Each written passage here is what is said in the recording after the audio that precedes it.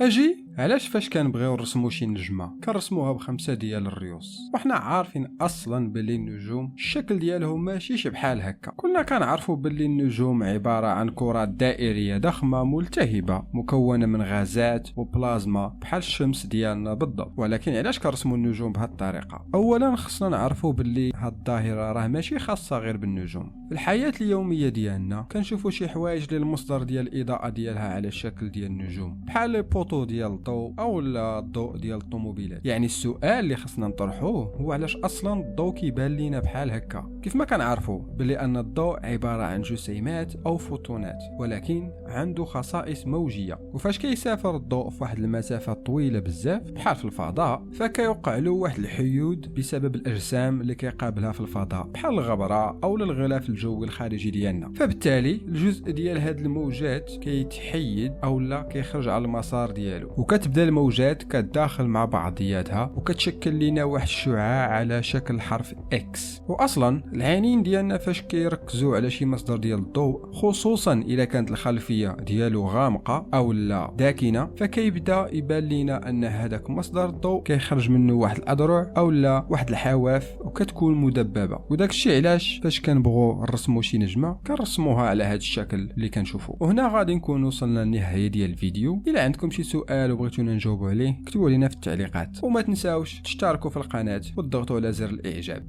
تهلاو.